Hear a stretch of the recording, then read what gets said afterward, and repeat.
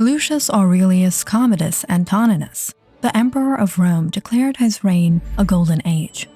And if his name sounds any familiar, it's probably from the Oscar-winning 2000 film Gladiator, starring Russell Crowe.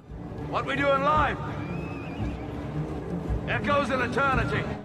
But in the movie, the villainous emperor, played with slimy panache by Joaquin Phoenix, I will give the people a vision of Rome and they'll love me for it. was probably a lot better than what the actual emperor was in real life.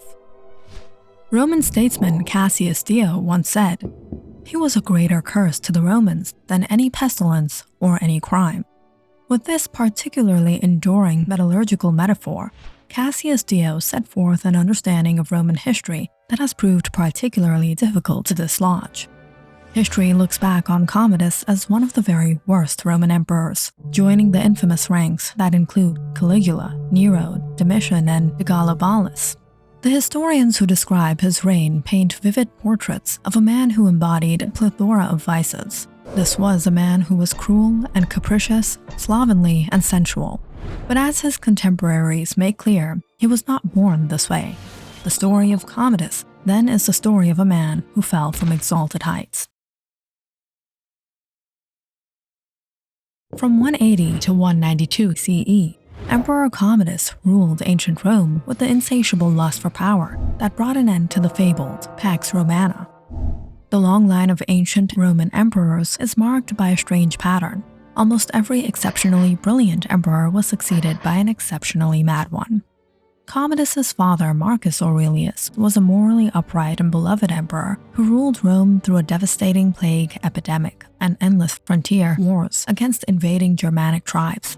Marcus Aurelius also penned Meditations, a philosophical memoir that remains a classic of Stoic philosophy. Chosen by Marcus Aurelius as his successor, Commodus, his only surviving son, was groomed for leadership from a young age. Elevated to co-emperorship at 15, he joined his father on the frontier at 17 amidst Roman military campaigns. However, insights into Commodus's teenage years are filtered through the biased lens of Cassius Dio, who viewed him unfavorably. Dio's depiction portrays Commodus as a naive and timid youth who associated with undesirable companions. Commodus was not naturally wicked, but on the contrary, as guileless as any man that ever lived. His great simplicity, however, together with his cowardice, made him the slave of his companions, and it was through them that he at first, out of ignorance, missed the better life and then was led on into lustful and cruel habits, which soon became second nature. At the age of 19, Commodus ascended to the throne following the death of Marcus Aurelius, likely due to the plague. In contrast to his father's relentless battles against Germanic tribes, Commodus swiftly pursued peace treaties and hastened back to Rome. During his reign in Rome, Commodus methodically eliminated all those he saw as adversaries within the Senate, and anyone else deemed capable of challenging his power. Cassius Dio remarks, "I would make my account overly long if I were to list every individual executed by Commodus." Additionally, Dio notes that Commodus showed little interest in the administrative duties of governance, preferring to delegate such responsibilities to a succession of military figures, among them Perennis, who commanded Emperor's Praetorian Guard, adding that Perennis's soldiers ultimately revolted, killing him and his family. Are you not entertained? Gladiatorial contests were big entertainment in ancient Rome, and Commodus, like other emperors, knew how to stage a spectacle. But Commodus went a step further. He dressed up like a gladiator and fought in the contests himself, which was scandalous at the time, as emperors were supposed to be above the base violence of the gladiatorial ring. But Commodus fancied himself the people's champion and a skillful fighter. Commodus would warm up by slaughtering domestic animals that were brought to him leashed or in nets. Then he'd move on to wild animals like bears, tigers, hippos, and elephants that he would dispatch from a safe distance with spears and javelins. As for fighting people, Commodus didn't fight to death in public. He'd compete with a wooden sword against other athletes and gladiators, collecting a handsome sum of 1,000,000 sesterces a day from the gladiatorial fund. When it came to the real gladiatorial contest, Commodus liked bloodshed. One time, some victorious gladiators hesitated to finish off their opponents, so Commodus bound them all together and forced them to fight to death. The senators were compelled to attend all of these spectacles, and even to cheer on Commodus with scripted chants including this mouthful: "Thou art Lord, and thou art first, of all men most fortunate. Victor thou art, and victor thou shalt be. From everlasting Amazonian thou art victor." Commodus certainly didn't suffer from a lack of confidence. He called himself the Roman Hercules, and even dressed the part in a full lion's skin and club, as shown in this rare surviving sculpture of Commodus from the 2nd century.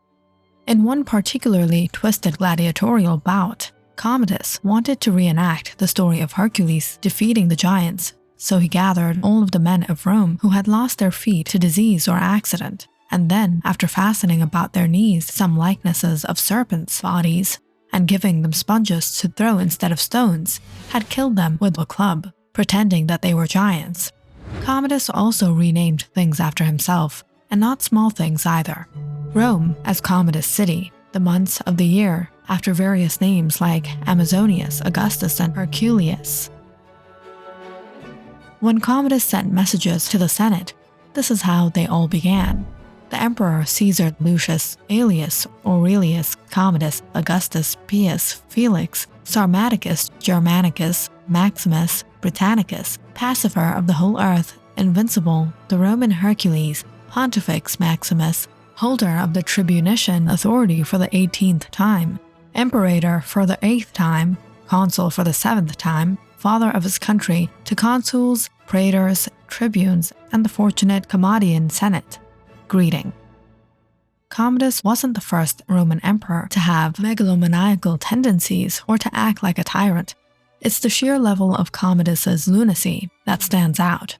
A man like Commodus makes a lot of enemies, and during his 12-year reign, Commodus survived numerous assassination attempts, including one plotted by his sister, whom he executed. But fate finally caught up with Commodus on New Year's Eve in the year 192 CE, when he was strangled in his bath by his wrestling partner. The cruelest of all, his favorite mistress Marcia was in on the plot.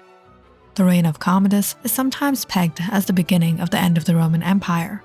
While it's true that his death was followed by a bloody and protracted civil war, it ended with the establishment of the Severan dynasty, a run of diverse emperors hailing from North Africa, Syria, and other corners of the Roman Empire.